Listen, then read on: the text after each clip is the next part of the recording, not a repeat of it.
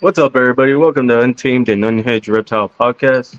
I am Big Flexin' and Finessing Reptiles. That's Joe from G.I. Yep. Joe Super Doors, right? Yeah. SDS. Yep. And our guest SD. today is going to be Jennifer from Mod Exotics. Um, I don't think I have anything else to talk about. We're just going to go ahead and bring it on out. Hey guys, What Hey, Jennifer. So super go excited ahead. to be here tonight. So go ahead and tell us about yourself and what you work with. Sure, yeah. So I'm Jennifer, Mod Exotics, which is short for Mother of Dragons Exotics. Been a reptile keeper for quite a long time, 15, 16 years now. Got into super dwarfs about 6 years ago, and yeah, I'm a super dwarf retic nerd. But I also have a bunch of other stuff. Some colubrids, some king snakes, one lone ball python left, and crested geckos. So kind of a diverse collection. My main focus, though, is going to be the super dwarf retics. They're my favorite. And why? So what made you get into retics, or who made you get into retics? Like, what influenced you?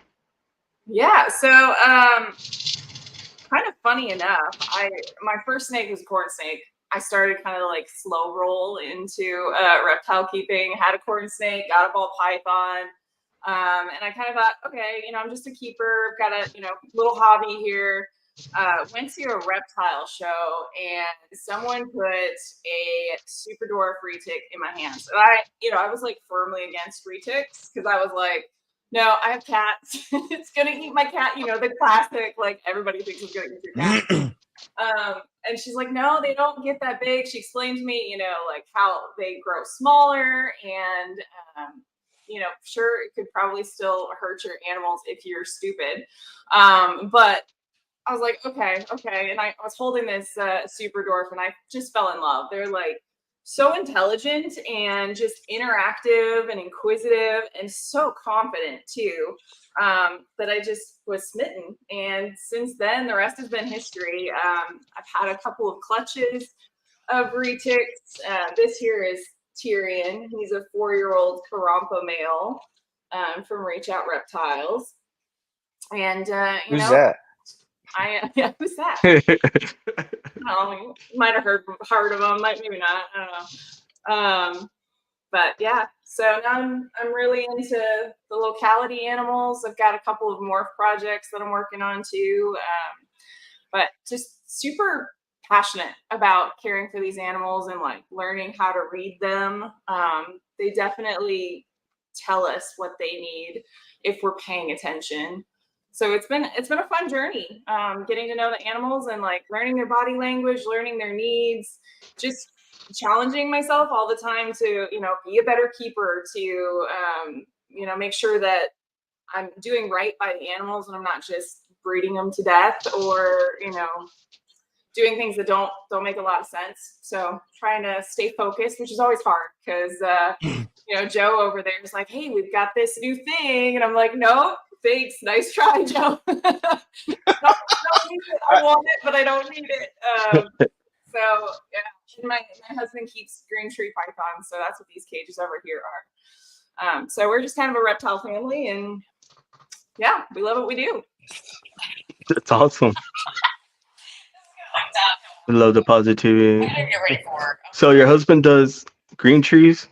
Yeah, he's got some blue line and calico line stuff. He's also got stories, a yak. He's got some pretty cool stuff. So what projects are you working with right now? Like, what are you excited about? Yeah, so raising up my Karampa pair. This guy's 4 years old. I have a female who came from the clutch the next year, so she's 3. She's growing pretty nicely. Working on the locality stuff. Pretty excited about my Karampas. I also have a Madu pair that I'm working with. So the locality stuff is always it's sort of exciting because since the Lacey Act, we can't bring in any more reticulated pythons. So what we've got here, we've got to preserve and allow other people to experience how cool these animals are. For 4 years old, look how tiny this thing is. Like, he's so little. Wait, that's 4 years old? So chill. Yes, 4 years old. And he's super, super chill. Like, he's just a nice animal. Even when he's breeding, like, he is super, super sweet. He's my little buddy. Everybody probably sees Joe. Hey, Joe. Oh, it's Tim, Intrepid. I've got some snow projects too that I'm working on. Orange glow snow and purple snows. Hoping to make some cows maybe this year, maybe next year, but cows are super cool. Looking forward to that one. What about pied? How do you make pied, guys? I haven't gotten into the pied project. I don't know. Pied projects, man, it's small right now. The hets are out there and stuff, but they just don't have enough age on them yet to run the visuals back. And there's some possets that may prove out and provide a visual before they do. But now, if you want into the pied project, I do know somebody that's looking to get rid of their collection, and they are motivated, and he's got some low percentage, but they're tigers and super tigers that are 100% het pied. So it would just take one generation of breeding back to get that next percentage up, and you'd have a slew of females.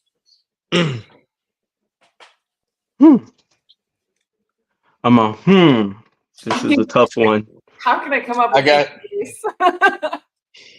I know, right? I'm sitting here like, man, I wish I had 3 extra cages right now, like, ugh. You can't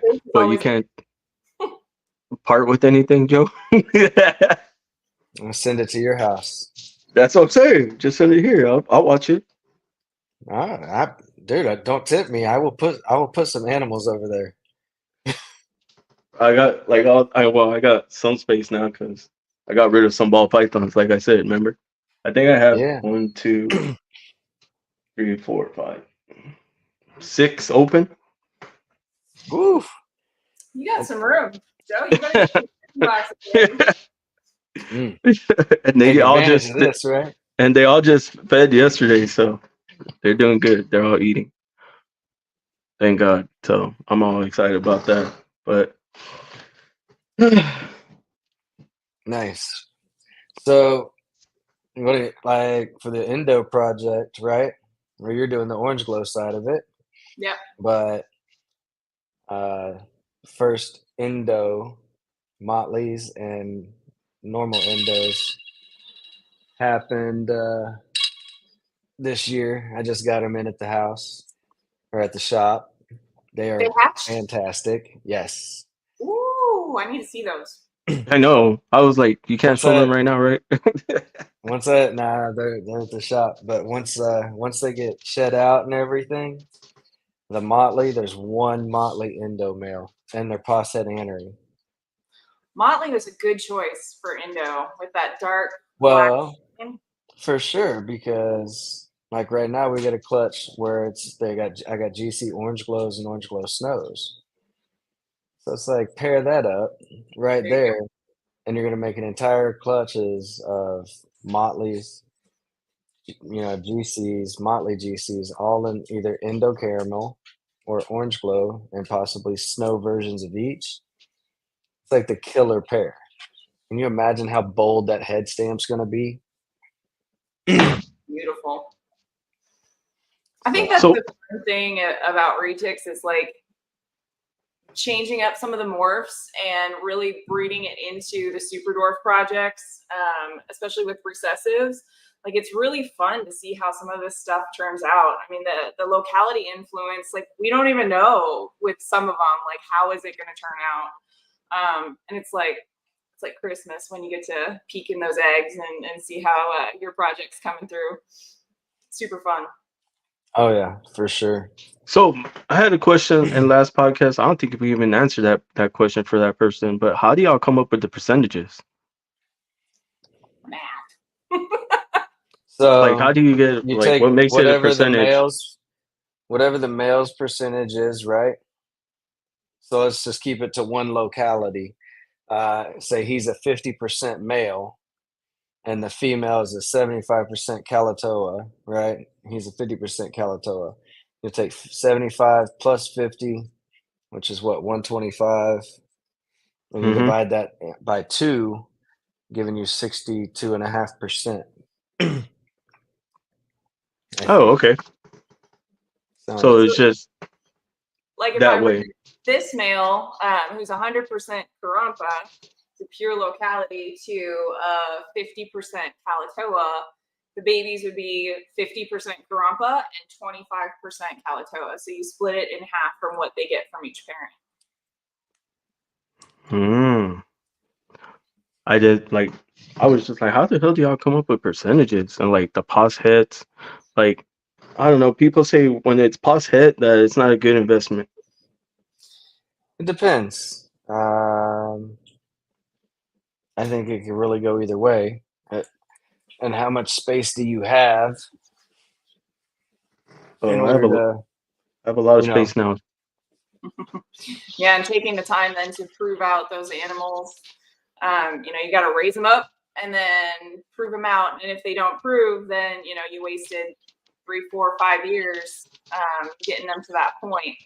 So it's a better investment, I guess, if you're really going for breeding, to get 100% hets or visual animals for your investment stock.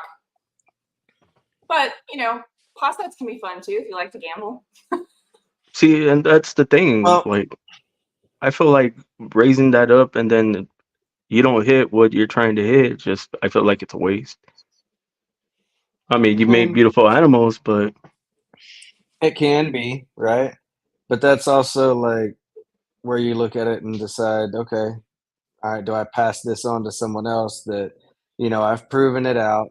It's not what what I want it to be, but I know somebody can, use it for their project, let it go. You usually let it go at a loss, or, maybe your clutch let you break even on that animal. But that's where if you are making any kind of money on it, then you have to sit there and weigh it out, right? Like, what is the cost of that animal sticking around and giving me subpar breedings for what my projects are versus letting it go, even if I let it go at a loss, Yeah, there's the financial aspect of it on the front end too. I mean, a pos het isn't going to be cost as much as a 100% het or a visual animal. So if you don't have the money to front, in the beginning, you can get a pos het and take your gamble. If it pays off, you won. If it doesn't prove out, then I mean, maybe you're not out as much because you didn't make the investment on the front end. Yeah. so this is why it's better just to get visuals. Well, if you can, if when you you have that can. kind of money. Yeah. Okay. In super dwarfs, like for some sure. of the visuals just like aren't there yet. Like we don't have a visual super dwarf oscillate, for example. There's hets out there, but have we made a visual yet? I don't think anybody has. Not in the US. Right. They did overseas, but not in the US yet. I Wait, know that Aubrey hit on 50% Kalatoa head ocelots, and I saw I've those. heard a couple others have run it to a couple different localities. Yeah, the oscillates are awesome. Here's my A and B shirt, the oscillate on it. They're pretty cool. With it's the But I ocelot mean, when you wishing, look right? at it as an investment side of it, right? I That's will dope. give you an example. So like the clutch that I was just telling her about earlier with the endos and the motley endos. Right, to put it in perspective, if you wanted to get the motley endo male, that's $15,000, right? That's great if you have the females to put it to, but if not, and you're getting into this game a little bit early and at a budget, but you want a project that's going to have some longevity, you could get, so it's a 66% chance that your snake's going to be het endo and het anery, right? Because both parents are 100% het. You can get a wild type female, and there was 22, so 66%. There was 1, 2, 3. There was 8. There were 8 visual endos, and I've got, so that leaves what, out of 23 animals? That was 15. So there's 15 animals that are pos hets, right? Mm-hmm. At 66%, that's 9.9. So basically 10 animals. We're still waiting on them to shed to sex them. But here's the female prices that you could get into this at and ride that chance.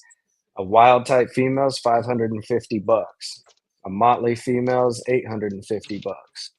An anery female would be $1,100, and an anery motley is going to be $2,100. Well, you're just giving those away, Joe. No, and I mean, you really are. Yeah. You know, knowing that they're gonna, 10 out of those 15 animals, right? You kind of break it down. Once I know what my percentage is on females and stuff, I break it down a little bit more like that. But I mean, those are gonna be somebody's gonna strike gold and stuff. And at those prices, it's hard not to take that chance, Yeah. So let's say somebody strikes Hey, gold. Like, Steph. how do you get credit for that? Do y'all get credit for that? Well, I don't mean like, do they thank you or shout you out, or how's that work? Or do they give you half, or how's that work? Job, isn't it, Joe? I don't know. I'm just asking. No, I mean, like if they buy the animal and they breed it to the right thing to prove it out, then they did it. They took the gamble and it paid off for them. It has nothing to do with me at that point, other than the lineage traces back through the company. Okay. Fair. That's all it does. But if you breed it, go for it. I personally, I have to do the same breeding, right? Because I'm shooting for super motley endo snows. Mm-hmm. I'm the only person so that clutch was crazy. It was 6.30. Wow. That's insane odds. So there's only 6 of us out there that have the males. And right now I can only account for 4 of them. One of them is in a zoo. So its genetics ain't being bred. Nope. I own one. Metcalf owns one. And then Sean's got one. Nope, I didn't count for a 5th one. Ray's got one. Because he just got into orange glows too. But so there's one male I can't account for, right? Out of that whole thing. But I'm the only one that got both a motley male and a motley female. So I'm going to shoot for super motley endo snows. And then with the eventual idea of running, I want to hit that in a female. So if I can get super motley, then I'll breed it to my GC Sunfire Mocha het anery and make mocha males. There's a lot of ifs along this way. I know. I'm like, you got going on. Oh, it's a long game, but it's gonna pan out. Yeah, I was like, it's gonna pay off for you though, because I already seen your mochas. Dang, they're gorgeous too. Yeah, not enough people are working with mocha. I think it's underrated for sure. Oh, that's fine with me. I'm gonna keep. So Joe, I'm curious. I'm about to start blowing it out. Have you had a lot of success with Super Motley? With them coming I haven't got her to breed yet. She reabsorbed on me this year, so. I mean, even at the shop, have you seen much success with that? The ones that we've got and stuff have been great. I mean, we've got one that's a breeder. He's actually downstairs breeding here at my house right now. And we've bred them, and I think, yeah, I haven't had any issues. Been unlucky. My very first reticulated python clutch was Motley Sun Tiger to Motley Sun Tiger, and the Super Motley in the clutch came out just warped and twisted, like it wasn't even alive for more than a couple of seconds from the time it hatched. So it was kind of a bummer, and I'm like, oh, I love Super Motleys, I love the way they look, but like if that's a risk from the like super form, I don't know if I'm gonna do it again. Just I don't know. Preference. I know plenty of people who've been fine with Super Motleys and they come out great, but for me, I'm like, oh, that sucks to see when you see an animal that's deformed in the egg. Like it sucks. Has there been one made? Oh yeah, there's lots of Super Motleys out there in mainlands. Not a ton of super dwarf Super Motleys, but there's a question from Gary for you, Jennifer. It says, "Are you shooting for low caddy SD cows in the future?" Of course I am. My first time around won't be super dwarf though, technically, because they'll only be 25% Calatoas. But I've got a 50% Calatoa phantom female who I'm raising up, and she might go this year. She's been looking really good, so we'll see. And then I've got an OGS male, but he's a mainland, tiny thing though. Aubrey over at AMB produced him. He's gorgeous, like one of the prettiest. No offense to anybody else, I think he's one of the prettiest orange ghost stripes that I've ever seen. So we'll see what happens. You can never really, count your eggs before they hatch, but I'm hopeful for some 25% Calatoas this year. Nice. So I like orange ghost. I like that color, but I also like Aztec. I still like Aztec. Aztec is. I like Aztec. I'm trying to Aztec get my hands is gorgeous. Yeah, I apparently there's a list. I didn't know there was a. You have to get on the list. Many of them here, are there? In the U.S.? What is it? There aren't many Aztecs here in the U.S., are there? Mm-mm. No. As far as I know of, I think there's only 5. Wow. There's more than that now. Bob's bred them. Oh well, yeah. Now, Bob, yes, Bob has bred them. Yes, I forgot about that. Good-looking male for 17.5, guys. Jump on it. Joe, always the salesman.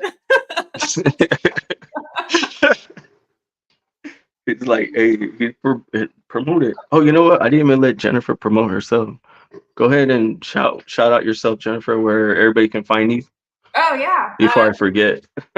Odd Exotics. I'm on Instagram, Facebook, and Morph Market, though I don't have anything available right now.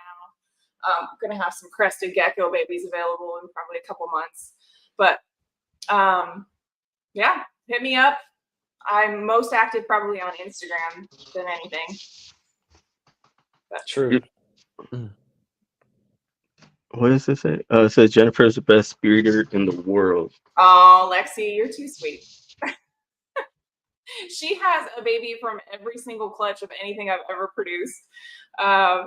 She's got retics for me, corn snakes, ball pythons from me. I've produced a few things. So thanks, Bosa. Thank you. So what has been the how do I reword this question? I'm sorry. What's the most exciting part working with retics?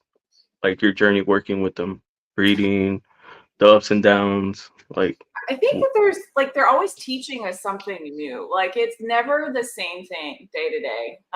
They've got little personalities, and it's always exciting because if I'm having a bad day, and I go to clean cages and take snakes out, they're gonna have a bad day too. So you have to kind of learn how to temper yourself when you're dealing with them. And I just think that natural intuitiveness that they have is amazing. Like you pick up a ball python, and no offense to anybody who has ball pythons, but they don't care what mood you're in. They don't respond to you the same way that a retic does. So I think that's probably the most rewarding part, is just getting to know my animals and their personalities, and their different moods. They're pretty fun. Both have said it. They're pet rocks. He does ball pythons, doesn't he? I think I remember seeing Bosa? Also, yes, he does. I don't want to offend anybody. I have a ball python too. I like them. They're cool. But I don't know. There's something about retics to me that's just super exciting. I mean, I've got my, colubrids too. It's funny. My husband was helping me clean some cages before the live because I worked all day, and he's like, some of the animals that you have, like, I just wouldn't have. Like, they're temperamental and moody, and like, why do you even like them? I think that's like a good question for me. Is the little bit of sass that they give you some days. It's fun. I don't know. Can y'all answer that? It says, I'm not super schooled with morphs as long as I have been keeping retics, but I have an endo caramel that is het for ocelot. Is the endo caramel the same as an orange glow? No. Joe, do you want to take it, or you want me to answer that? Go for it. Okay. So endo caramel is a type of T positive albino, and it is compatible with the Clark strain albinos. So like your purples and your whites albinos. So if you breed an endo caramel to a purple Clark strain, you get orange glow. So it's a allelic form of Indo and Clark strain. Wait, isn't lilac bad though? Perfectly right? Put. Perfect. It is. I'm looking at Joe. Is he gonna correct me on something? Right. I know. Every time Joe talks, I'm just like, because I'm taking it in. The one thing I would add to that,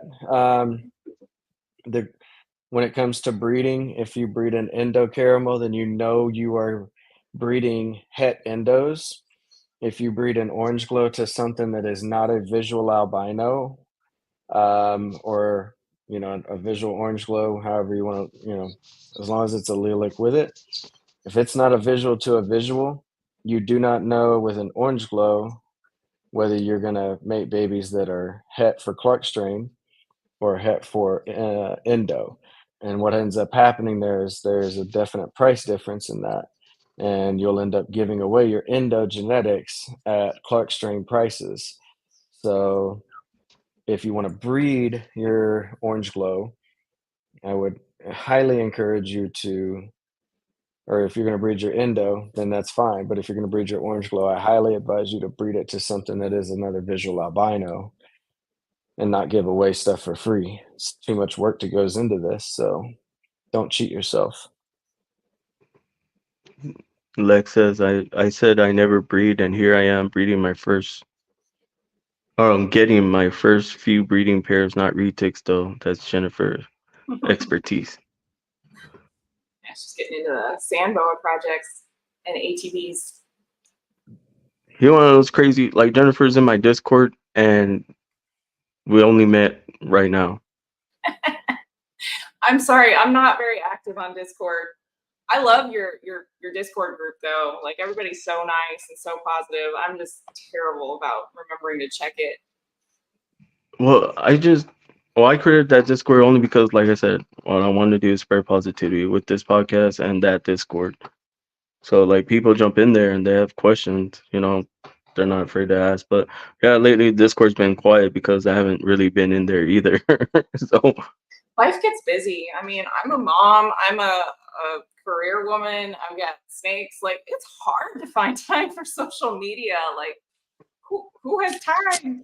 I have to say, I admire the people who like are constantly out there and creating content and helping newcomers and like Abby. I mean, she's on all the time. I'm always amazed by her, how she's spreading education and positivity. I'm like, I wish I had time. I mean, not that like she probably doesn't either, but she makes time for it because it's a priority to her. It's just really. Who's this? So much. Abby, the curly hair. Oh, yes. Abby, yes. I'll be always love you, Abby. Catching her on Instagram. I just Live. don't think she sleeps. That's what I think. There are those people in this world. I don't understand them because I need my sleep. Yeah, she but basically runs on like 5 hours of sleep and 5 miles a day without beating herself up on the trail. It's insane. I keep forgetting about Discord. It's okay, Bosa. It's okay. It's only there like when you want to go there. I'll give it to her. She keeps asking me if I want to run with her. You gonna do it, Joe? You'd be out there. Why not? Fuck no. Do you know how many miles I ran in the Army? I am done. My body that's is it? for nothing more than carrying my head from place to place right now. You earned that right. We'll give it to you. Man, so I'm like, I get how that is priority, like getting up, going to work, coming home. It's tiring. It's tiring. Clean out tanks, tubs. Like this morning, I got up an hour early because last night before I went to bed, I realized that my 3 biggest females all destroyed their cage at the same time. I had checked them earlier in the day, and they were all totally fine. But right before bed, I was like, "Oh man!" And you smell it when it's the big females who are digesting rabbits. Like it stinks. So I had to get up early just to do that. And it's like, how do you It's find just smell of death. That's it. Taking care of your animals? I don't know. See, she said, I just got back from a run. I love it. So much energy. Wish I had So, did you have when you got into retics, did you have a mentor? I did. I had a couple mentors. Actually, I kind of consider Garrett one of my mentors because he spent hours with me on the phone years ago when I was first getting into it. Just talking me through things and figuring out, what I was doing and helping with some of the behavioral stuff that I was seeing. I also had a local mentor who had mainlands. So I got my first super dwarf and I went, wow, these are so cool. I know nothing about them. And I know this is the wrong way to go about it, right? I picked it up at a show and I was like, okay, I'm doing this. I did that, honestly. We're probably all guilty at some point of that. I know it's the wrong way to do it. Anybody who's listening like that, don't do that. Don't don't just get an animal without knowing anything about it.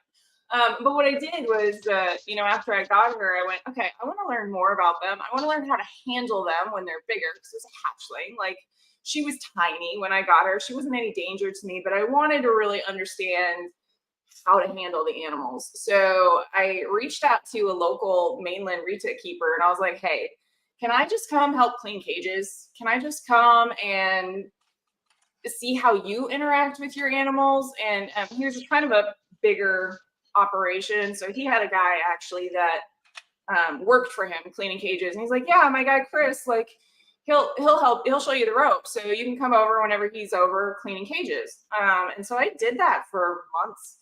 I went over there every week and helped clean cages and dealt with mainlands and learned how to handle them and how to deal with them. I took my first bite there. Like I it was kind of trial by fire, but I learned a lot from it and I learned how to, deal with the animals and read them a little bit better. And actually from there, I got a job at TGR Exotics. I was working at the local private zoo. They had 200 to 300 large constrictors, mostly retics, but also some afrocs and some berms, some anacondas. And so I worked in the reptile house with Shannon Repke and learned a lot from her too, on how to deal with these huge constrictors. Like they had a lot of wild caught animals too.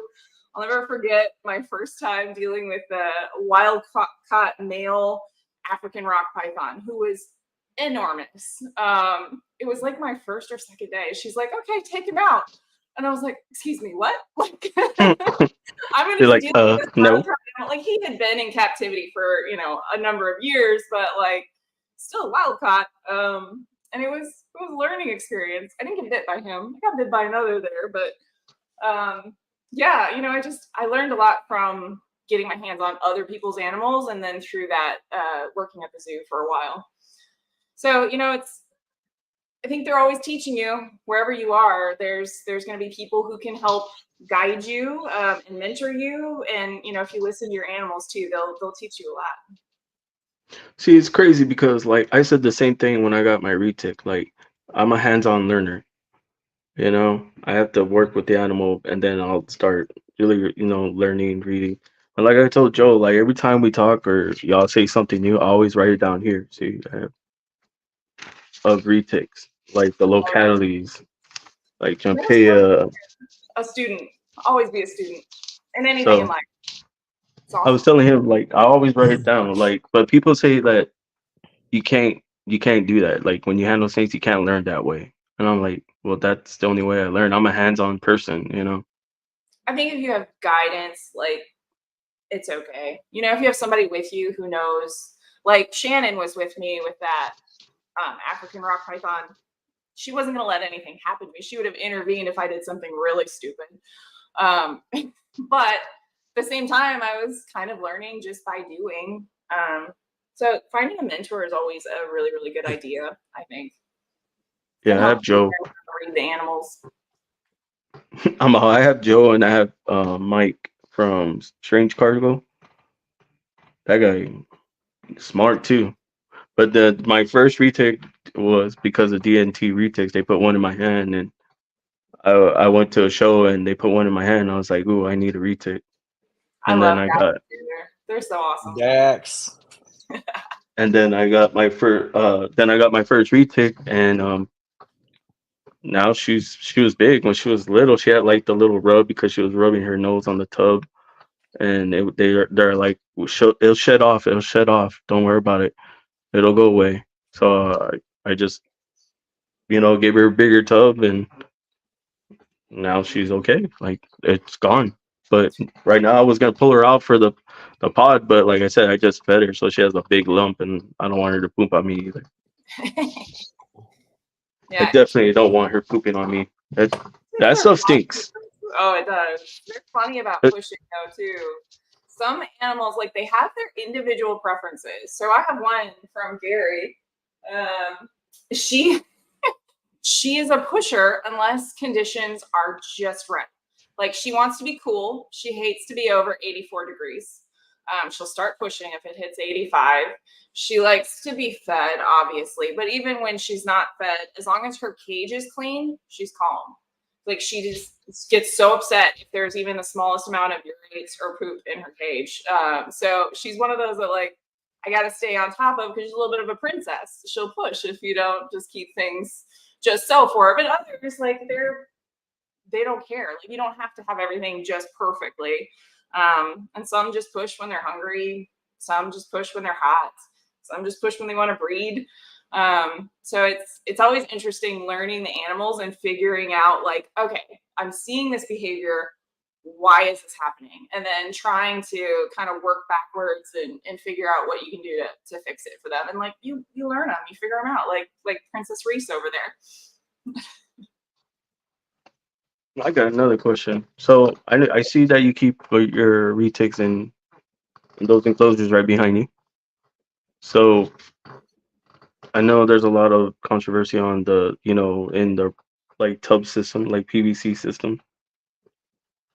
Like, I don't understand, like, what's the difference, as long as they're thriving, taken care of. But a lot of people are back and forth with that. So what is your take on that? So I have a lot of my retics in glass front enclosures, partly because I want to be able to see them because they're pretty and I enjoy them. But I do have racks as well for younger animals and grow outs.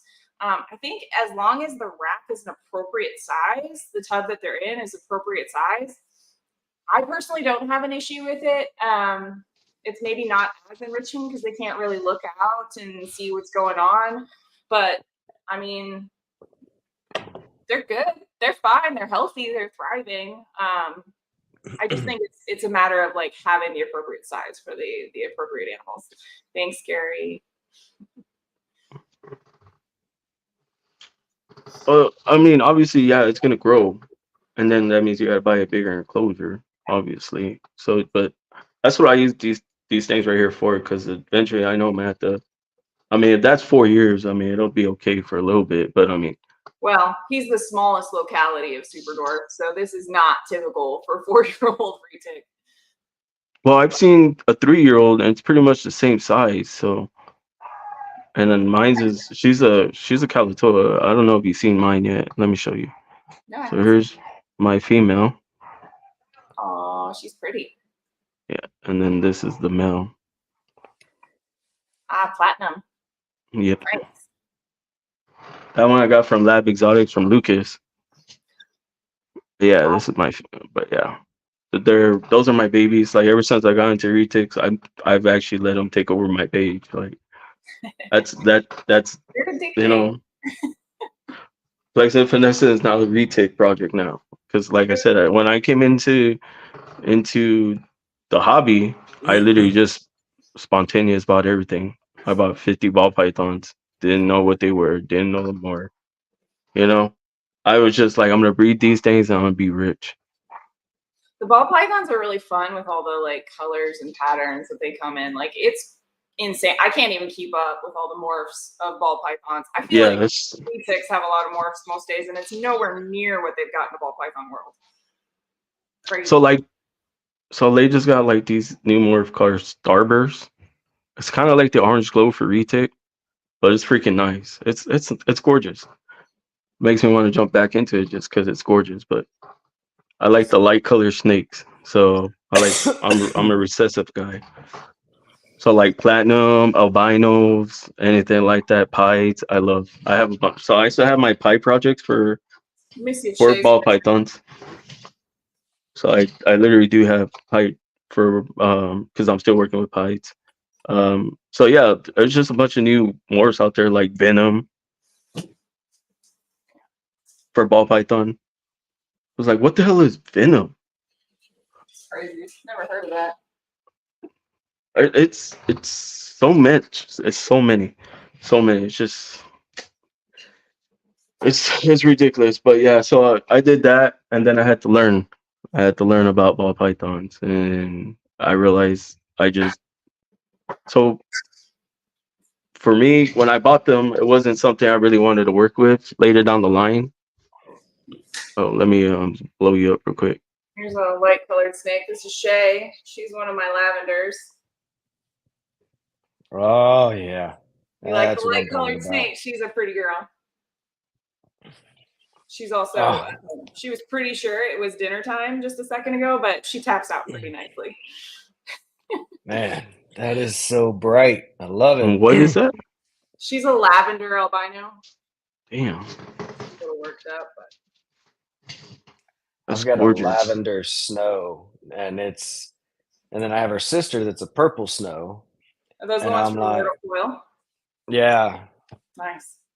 And dude, that live snow just so flipping insanely like high white, and I'm like, I cannot wait to put that GC Mocha Sun to her Oh yeah.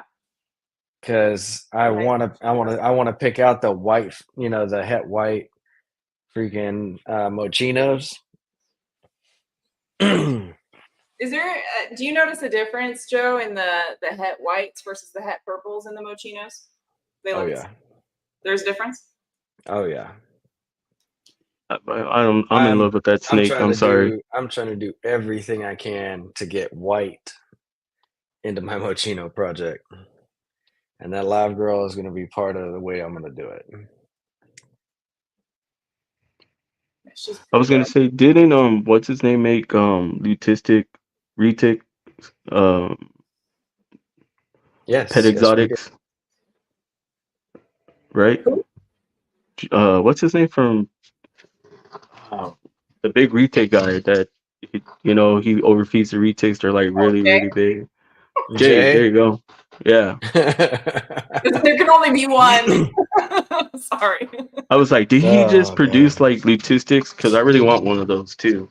There's a But few I people who have made black-eyed Lucy's. They tend to not do well, though.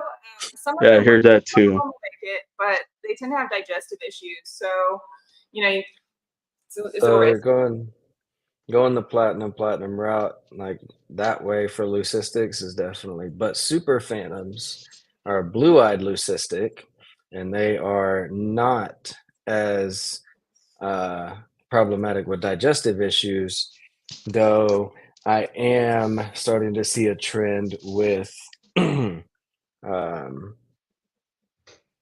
what could be like blindness, or like you definitely see something in the pupil of the eye, like a Like cloud cataracts or something. or like a cataract. Yeah. So I've noticed it in the SD side of it, and it's one of those things I need to get a hold of guys that breed super phantoms and mainlands and see if they've noticed anything like that too. If I heard back, she's So not- super phantom can possibly, make them blind. Are you talking about that locality? No, that morph. Morph. Sorry. But I don't know. There's definitely something in the eye, and they don't dilate. So it's crazy. not in So every Jennifer, one of them, but in some of them. But I've also started paying attention to that in my phantoms to see if they were having the same issue, or if it was just a super form. But I haven't seen it in the phantom, so I think it's just in the super form. I need to breed some more of them just to see, because like I said, it wasn't everyone. What do you say? Do super phantoms get bug eyes? No, not bug-eyed. If anything, they actually have slightly smaller. Small eyes. Huh. Because I know there's something like that about pythons, but they get bug eyes. I think they call it the dopey of ball pythons, but I forgot what it was that made it bug eyed. They get really big eyes. So what is your favorite morph and locality, Jennifer, of retics? So I can't. If you had to choose. It's so hard to pick. This is a Madu boy that Joe sold me last year. The female is resting, but he's a little sweetheart. His name is Damon. 1-year-old Madu male.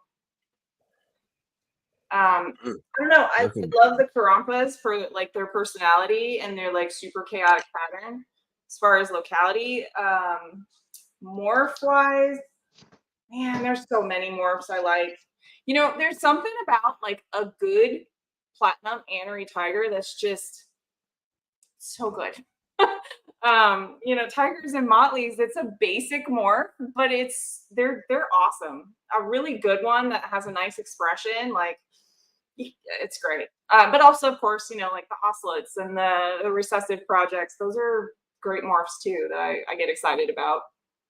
Oh, it's hard to pick. Can't pick. Yeah, I would have to say that's my favorite morph too. The one you said, the super platinums with the tiger. Yeah, anery platinum tiger. I've got a anery platinum. Glows. She's so pretty. Yeah, platinum anery tiger and motley are some of my faves. I'm kind of biased though. Yeah, yeah. You've got a pretty girl too.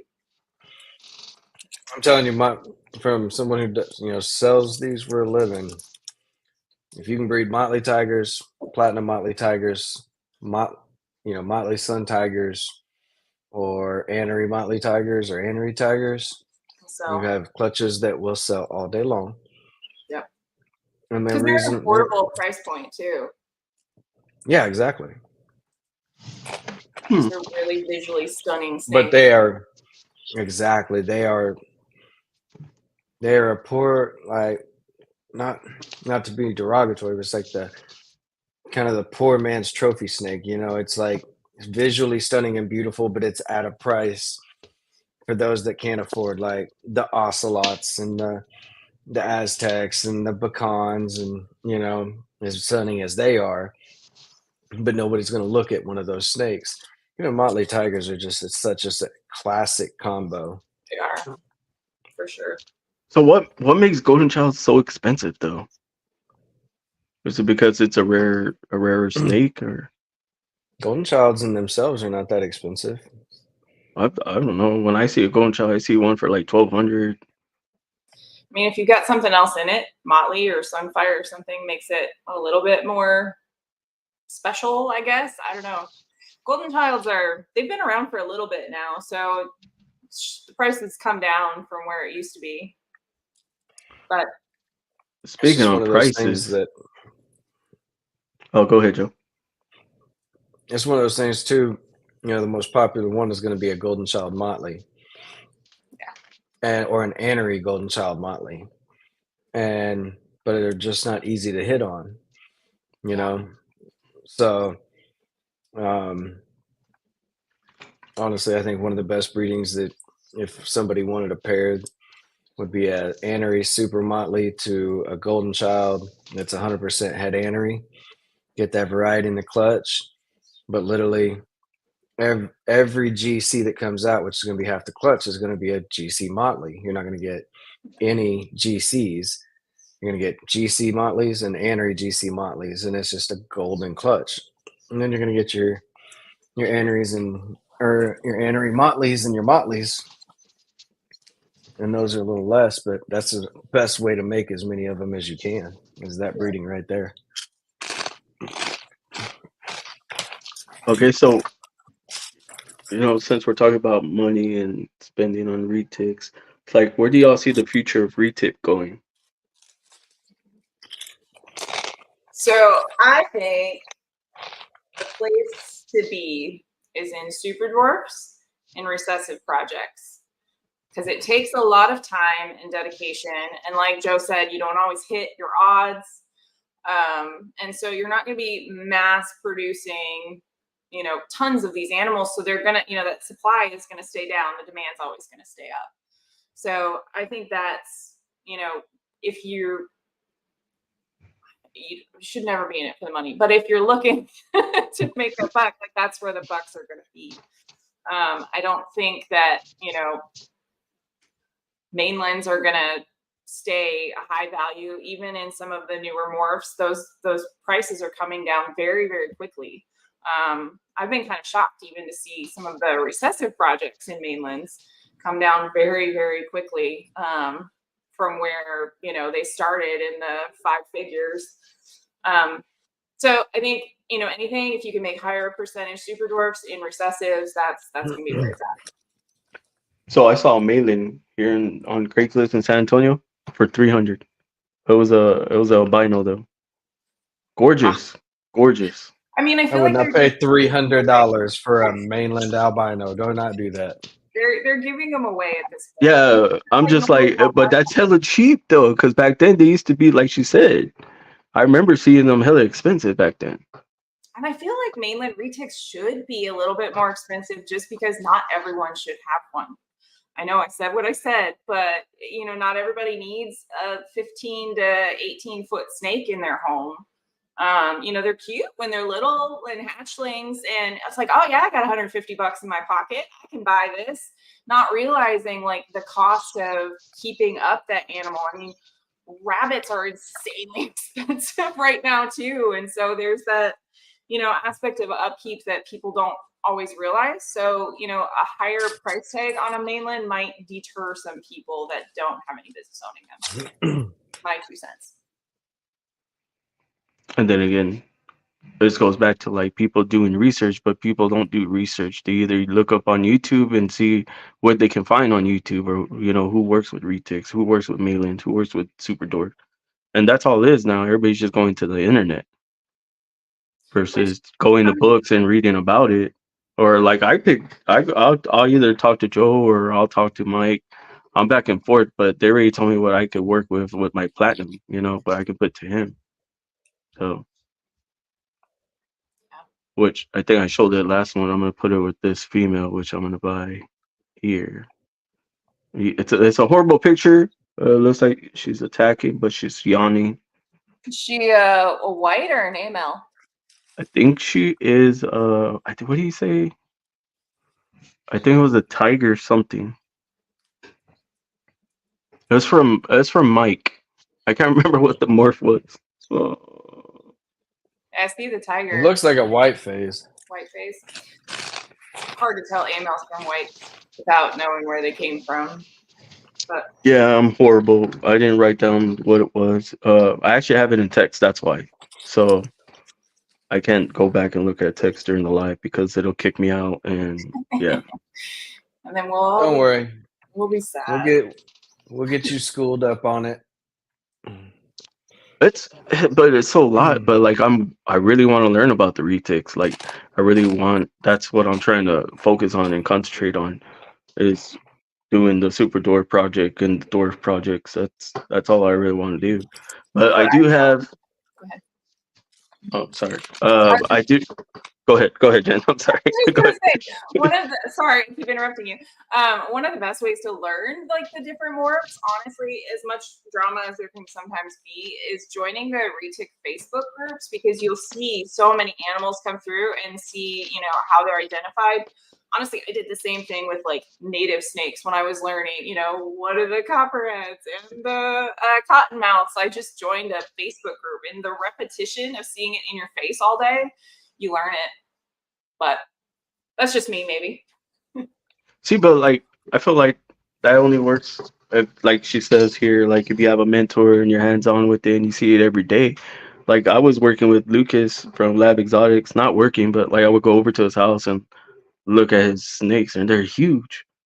But I met somebody else here. He goes by T5 Bulls, and he has a like 13-foot like pied retic, gorgeous, gorgeous. Pull it out in the front yard. He's like, "You want to pick her up?"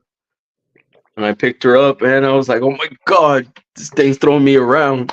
They're surprisingly heavy. They're really heavy. Yeah. And then I went to, I guess I squeezed her too hard to like pull her back, and she turned around and try to do a little snap. But I guess I was like, "Oop, that's my bad." That pride attitude. It was pride. Maybe that's why I never got into the pride project. Like, they're sassy. I don't know. I love them. I love them. Pretty. So, Jennifer, what is the most rewarding part of retic keeping for you? I don't know. The animals themselves are pretty rewarding, but I also like teaching other people about them, and having like people who were afraid of snakes come over and getting to interact with them and being like, "Oh, wow, this is so cool. It's not slimy at all." Like, I don't know. To me, that's so rewarding to change somebody's mind about, their fear of the animals. It's been pretty rewarding for me. My coworkers all think I'm crazy. I'm that crazy reptile lady. They don't get it, but it is what it is. But the number one question is always, do they bite? Anything with a mouth bites. That's what I tell them. You just have to learn how to read them and understand them. And, I think understanding is the biggest reason that people are afraid of them, is they don't understand them. Of course, you're going to be afraid of something you don't understand.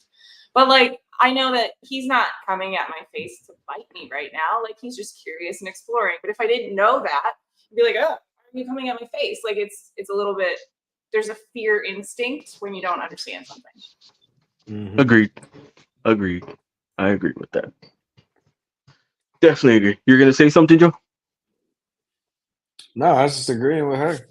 Oh, I thought you were gonna say something. But yeah, I don't understand why they say they're slimy. I don't get where they, Because they're shiny. I don't know. No, slimy. Yeah. Like, I don't know how they could say a snake is slimy. Like, it doesn't have slime. They're real slimy. It's not a snail. The egg. Yeah, out of the egg. That's different though. Out of the egg.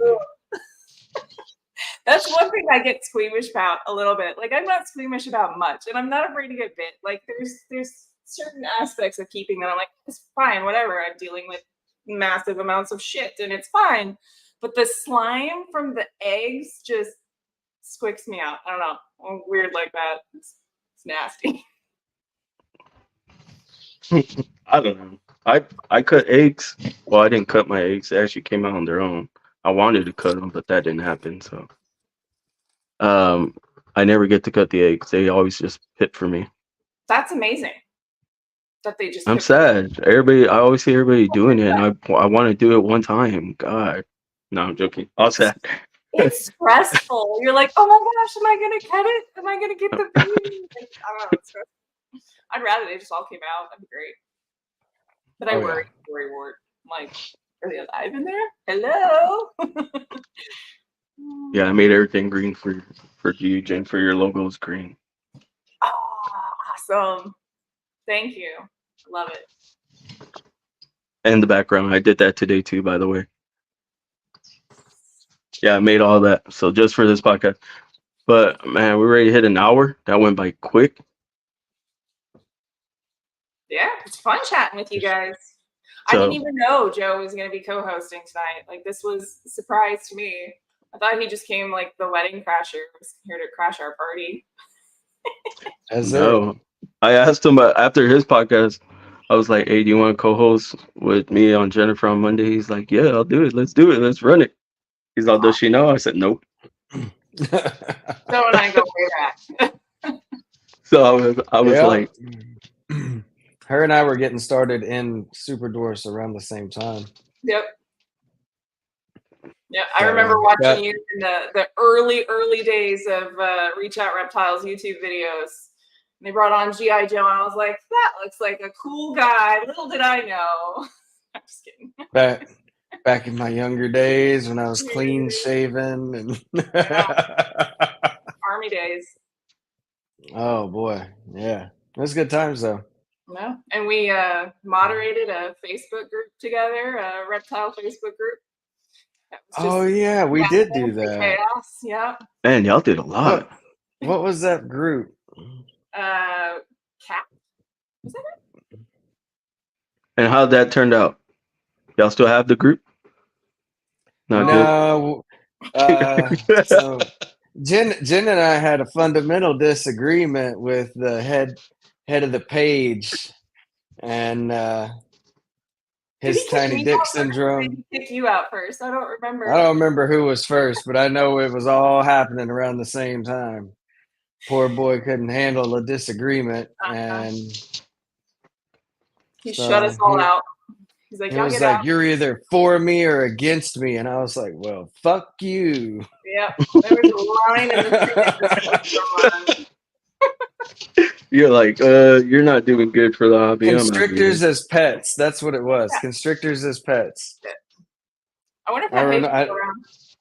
I got blocked. I don't know. I was blocked, so I don't know. So is this your first podcast, Jen? I joined Gary a year ago now on his podcast, but it's been a minute. Yeah, nobody wants to talk to me. I don't buy it. I feel you. Really? Yeah. Really? I didn't really hear, like, I saw your page on Instagram. I found Joe through Retic Mafia. And they gave me his number, and then we just started talking. And he called me, and we talked, I think, for an hour. At least, yeah. I remember I was downstairs cleaning cages. Ugh. And I was just like, man, these people are awesome. So I was like, we're not so bad. I was like, man, these people are amazing. Like, I'm gonna just keep calling them, bothering them. Somebody else knows about cat. So I don't know. But I'm glad you came on. And yeah, for sure. Thanks for having me.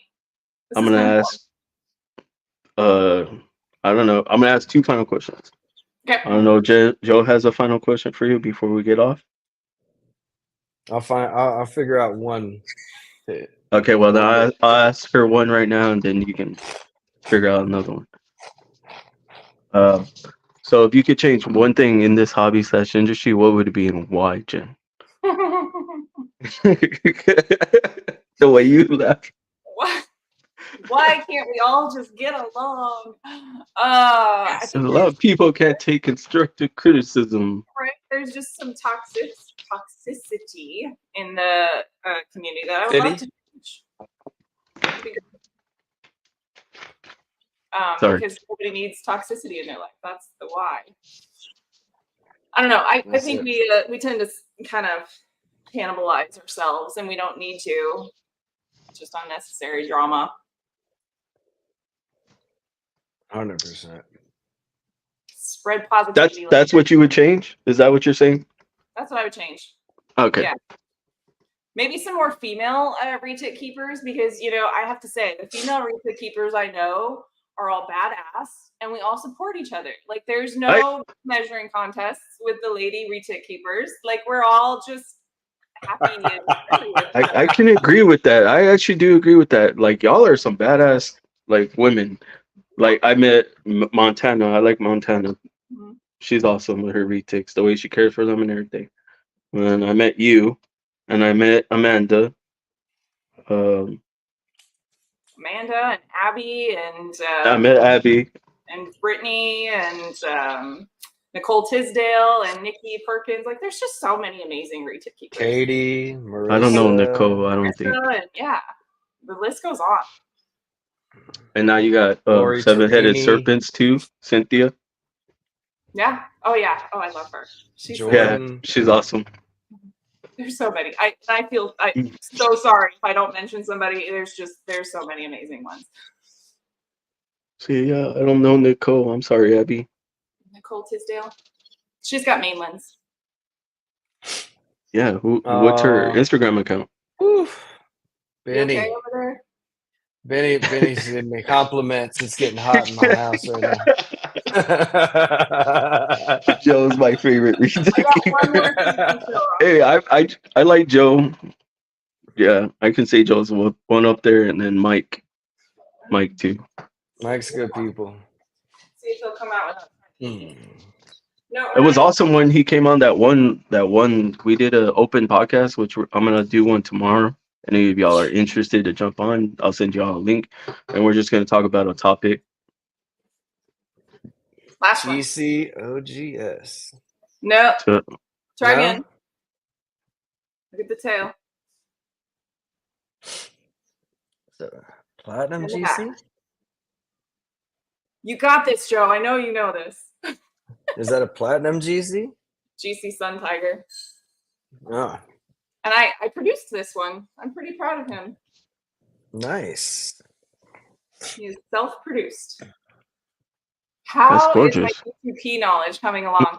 I do pretty good until we get into the lineages of like the blue line lineages. I'm like, oh man, I don't know Versace and Versace Velvet and like there's all the names. They have the names, right? Sounds made up. Lineages. I'm joking. It sounds made up. Versace. Yeah. That's really pretty. Okay with the GTPs though. I do a lot of the hands-on stuff with them, like if there's a stuck shed and they gotta be soaked or something. Yeah. I like the GTPs. Yeah. But most of the time they're just like pretty tree rocks. They just sit there and look pretty. What do you say? Their lines are out of control. Nah. He said their lineage are out of control. Their line. For real. For real. The ball pythons are out of control. Yeah, for sure. That was Jeremy, right? Jeremy at Cure Constrictors? I think so. I don't know. I never met Cure Constrictors. I know they're like business pages. And I know like if I saw a picture of him, I'd be like, yeah, that's Jeremy. Well, so what was the snake? Did you say? Yeah, he's a GC Sunfire Tiger. Self-produced, 62%, 62.5% Kalatoa, 12.5% Jampea. Very nice. See, I need to get on that level, Joe. You got to get me right there. You see how she said all that? Well, missing a beat. I need that. I'll get you there. Right there. Come on. Come to school, big boy. I'm about to go to school. Well, like I said, I still write everything down. I don't know if people still do that, but that's what I do. I do for work stuff. I like to have it. I was really good on taking notes. So if anybody asked me, I'd be like, hold up, I have it here in my notes. Solid skill. So I don't know. Yep. Or sometimes it would stick with me. Like if I was really into it, like when I became a cop, like shooting, that stuck to me. OC spray stuck to me because it sucks. Fighting the jails, like I was a cert officer, so my job was to cert officers special emergency response team. So either when they were fighting or hanging themselves or trying to kill themselves, they called us to come in there and get them out. Yeah. Oh, wow. That's a little bit of my background. Seen a lot of stuff. Yeah. Seen a lot of stuff. Seen a lot of crazy stuff. I can imagine. Or I can't imagine, actually. Well, yeah. Yeah, I had so many stories, but we have to be off camera because I think they're pretty disgusting to talk about on camera. I mean, and then even going. My question. Go ahead. All right, if you could have one superpower, but it had to be completely useless, like what would it be? It has to be useless. Yeah.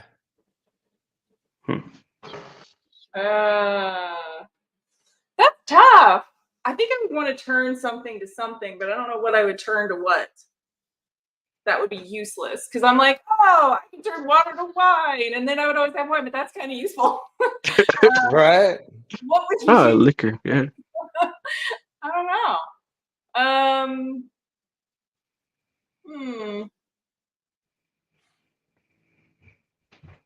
Boy, you put me on the spot, Joe. You know, I've heard you ask this question before, and so I should have thought about this ahead of time. So this is shame on me.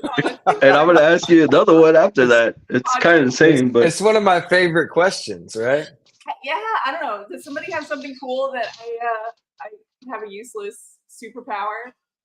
Anybody? What would your superpower be, Joe? Oh, I would want to be like shoot my kind of like hand out in a specific motion, and then a rubber chicken just appears there, and when somebody like irritates me or pisses me off, I'm just like, yeah, and then of course, and then I hand them their chicken and I walk away. Chicken, sir. I'm like, why? That is useless. That's a solid one. Mm-hmm. Oh my god, that was funny. That, Chris. There was some thought behind that one. Oh man. Listen, we sat around board a lot in the Army, and we would think of the most insane shit. Spaghetti out of your fingertips. That's cool. I like that one. That's actually cool. That's not useless. I mean, it's useless, but I mean, to make spaghetti in your fingers, but it's cool. I don't know. I'll turn it into some form of liquid. I mean, it's not useless, but either mercury. Into mercury? Yeah. What would you? It's like, isn't mercury like poisonous, like toxic? Yeah, but I mean, I'm a liquid metal, and I could turn into something or just get to somewhere without walking. You know, it's useless, but I mean, at least I can get from there to falling through vents and shit. Man, you guys are so creative. I guess I don't access that side of my brain much. It's probably because we watch a lot of movies. Yeah. It could be. I watch a lot of anime, so I watch cartoons. They call them cartoons, but I watch anime. I don't watch anime. Know. I do a lot of psychedelic stuff. Yeah, anime is like that, but it opens up. I feel like it opens up the brain, though. Like my nephew, he watches anime. I got him into anime, and like his grades are A's and B's. I feel like people who watch anime are like highly intelligent, and it's been proven though. But that's another. Just call me dumb. I mean, I like the rubber chicken. That was pretty cool. It's a useless power. I mean, I can so see you doing that too, Joe. Just yeah.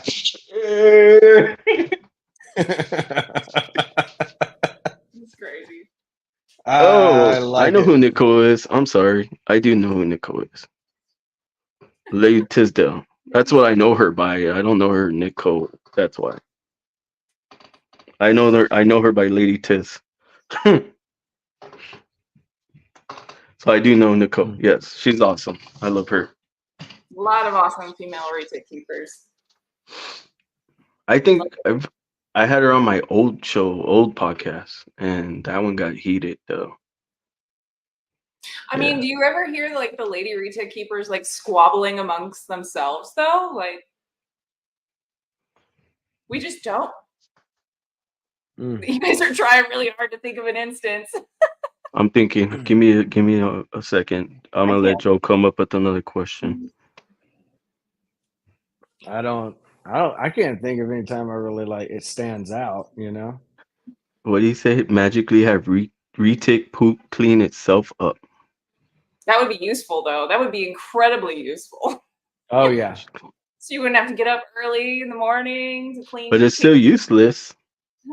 Not I mean, it's a useless power. just to clean poop.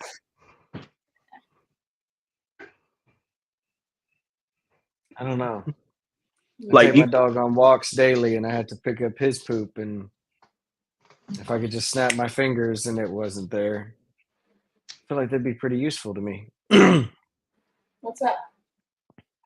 yeah, I haven't heard any female drama.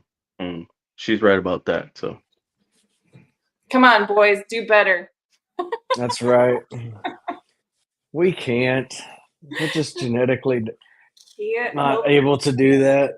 it's our competitive side. That's what it is, and it's our pride too that we always want to be right when we're wrong. That's really what it is. Yeah, I can see that. You're wrong. Never wrong. So I was like, I'm never wrong. I was like, wait, what? I thought I was once, and that's the only time I was wrong is because I thought I was wrong. Girls are empowered. Got that right, Jeremy. Hell yeah. He said, just retics, dude, with complexes start shit. The girls are empowered. Man, I feel like the girls are going to take over the retic game, honestly. I mean, Joe's like, not if I can open.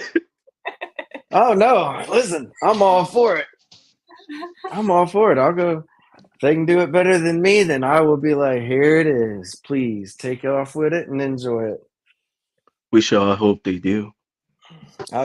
Listen, I'm not the type. I don't keep anybody down. Like it should be my goal to help mentor people, and they should surpass me.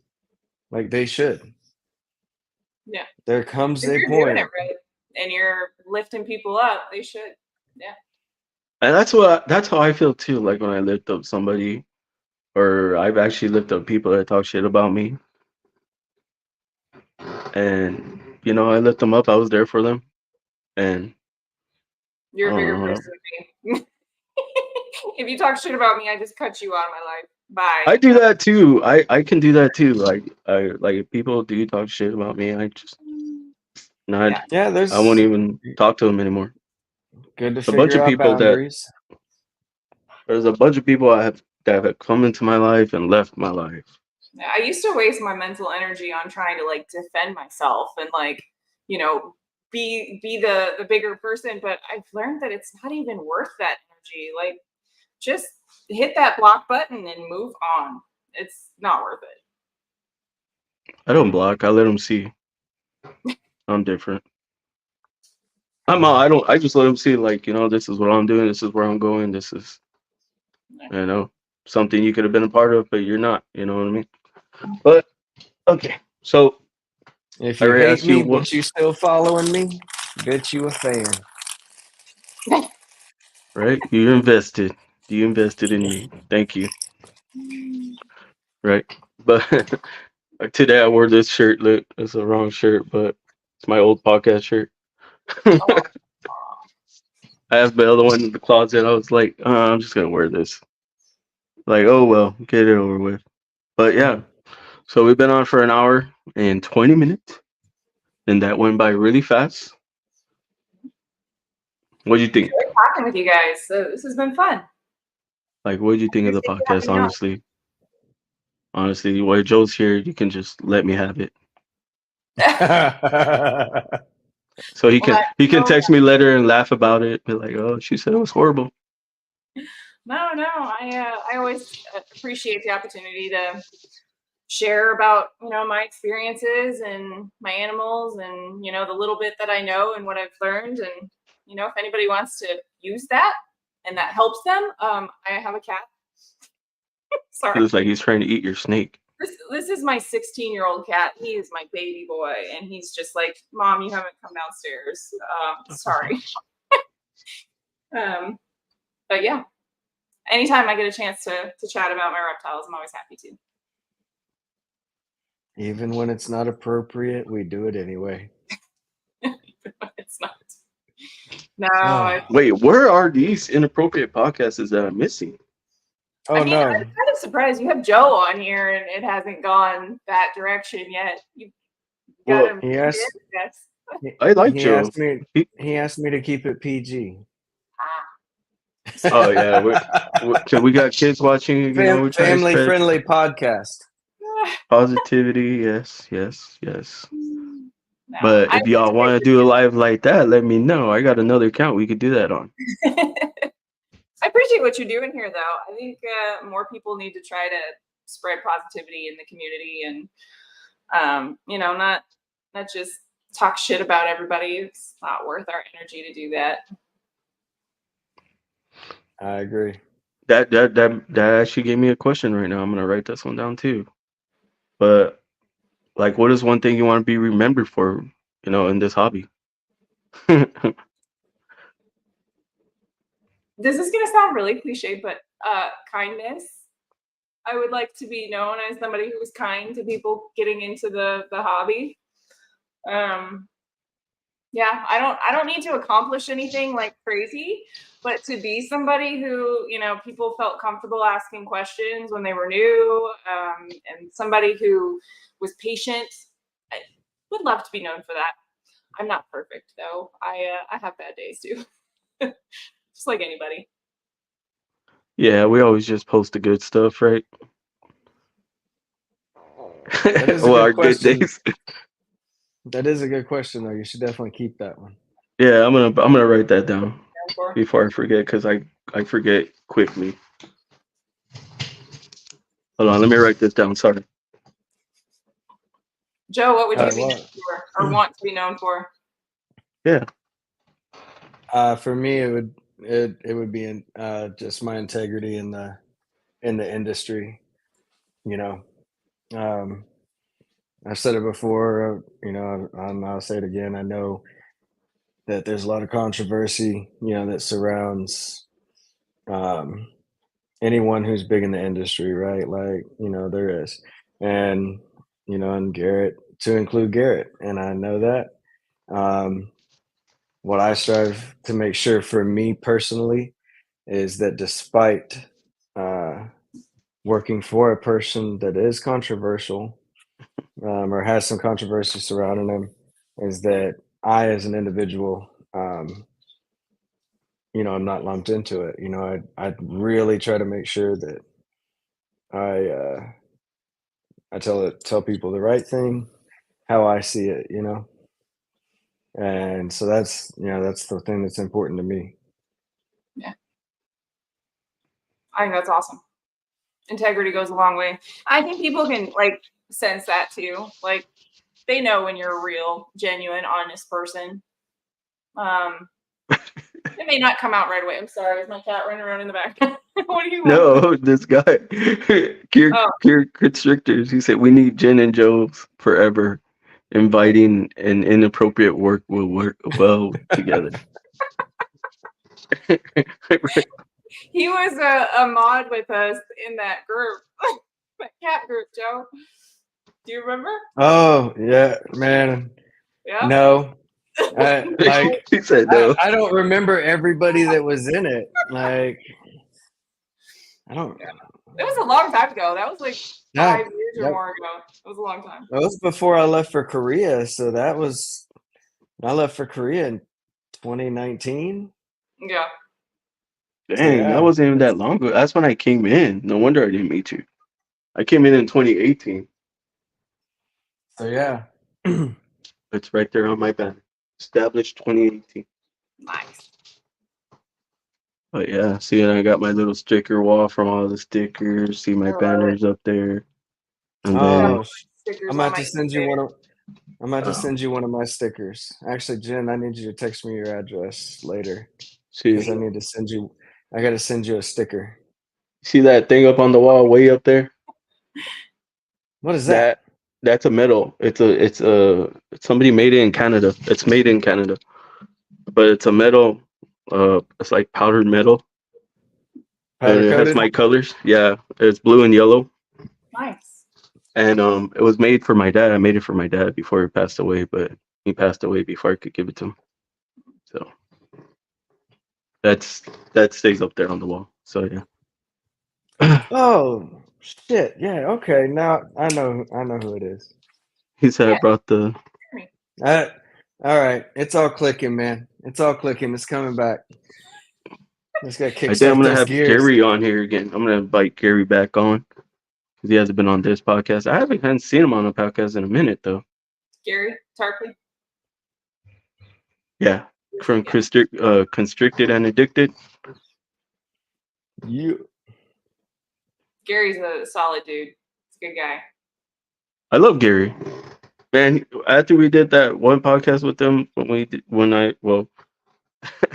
which I had to rebrand because the name was Sexin' and Flexin' Reptile Podcast. Mm-hmm. And it wasn't kid friendly, and since my sponsors were like, yeah, you got kids watching this and you're calling it Sexin' and Flexin', kind of iffy. Yeah. But it, like I said, that podcast did really well. It did blow up really quick. Now I'm just doing it on my own. I have different co-hosts. But like this one I wanted to do with Job, and when I told him it was you, and he was like, yeah, I'll do it. Let's do it. So come have fun. Yeah, good stuff. He said I've been on the ground for a while, laying low. Huh, okay. Yeah, he had a not so great incident several years ago. So, Jeremy, I'm glad to see you're back. Very glad to see you're back. Man. I'll follow him. Is he on Instagram or is he on Facebook? Or he's only on Facebook? I'm just friends with him on Facebook. I don't know. Where else he So I have Facebook, but I don't follow people back on Facebook. I think I follow Joe and that's about it. Oh, and you. Yeah, like I get a lot of people requesting me, but I'm like, I don't know these people. Who are these people? I get a lot of requests too. Sometimes I'm like, who is this? Yeah. Follow my public Facebook page unless, we have a lot of friends in common. Because like I post my kid and stuff on my private Facebook page. Don't want to get too crazy. You don't know if people are weird. See, I know people watch this podcast, right? But I don't want to be asking questions like, what is the proper way to take care of a retic? Because I'm a hands-on person, so I don't ask that question. Yeah. You know what I mean? Even though I feel like I should, but I don't. I would answer it.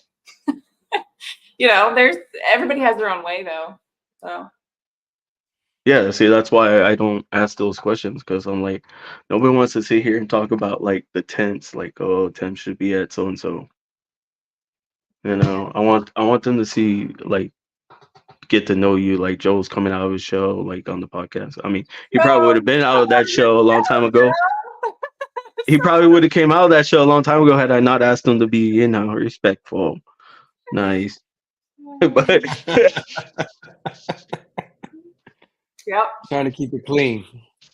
So that's what I'm saying. It's just I want them to get to know like you as we talk. Then people start opening up more, start talking.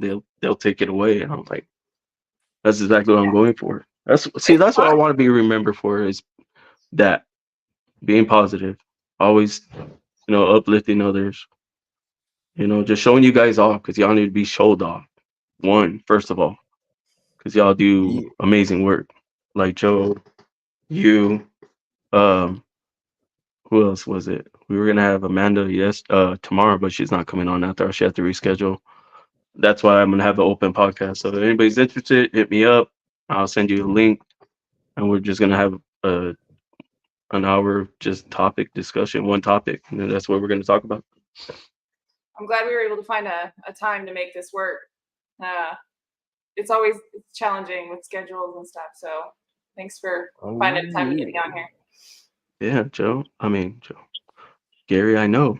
That's what I just said. You haven't been doing much YouTube at all. It was March of last year that I was on yours, Gary. It was a long time ago. Yeah, that was about the last time he was on ours.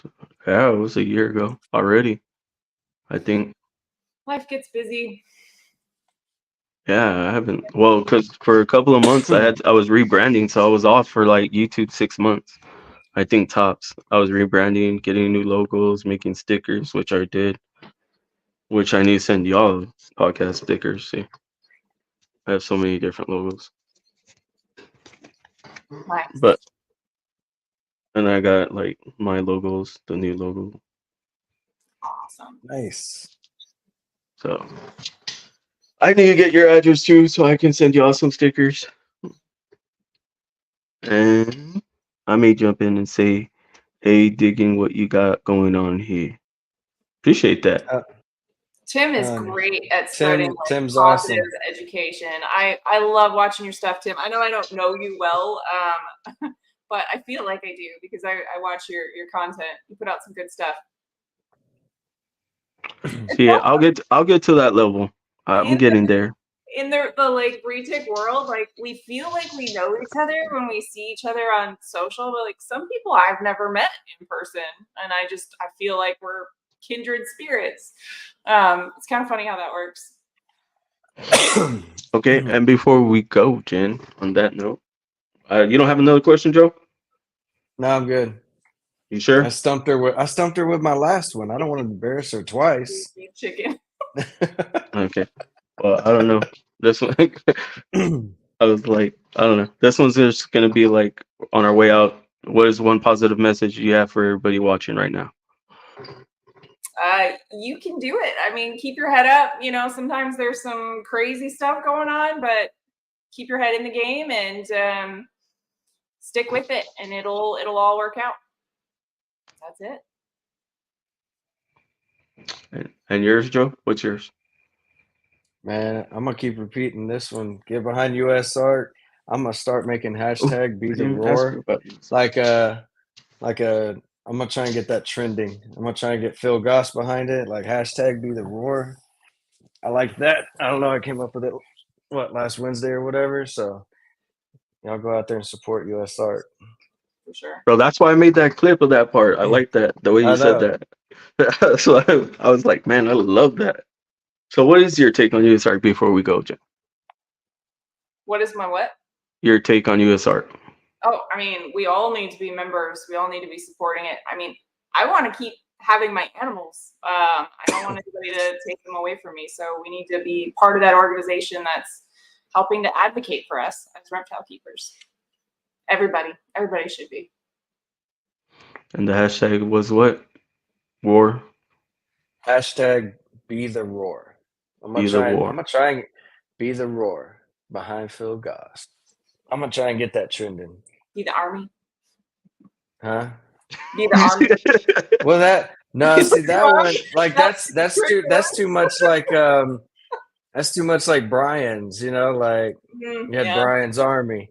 So I'm like trying to think of something that would be. I like that though. Good. Be the roar. Yeah, that's a good one. Be the roar. Yeah. Behind Phil Goss up there for US art. So this is a clip I'm gonna be taking and putting it up. Be the roar. Nah, I'm gonna make two because there was some other good stuff on here too.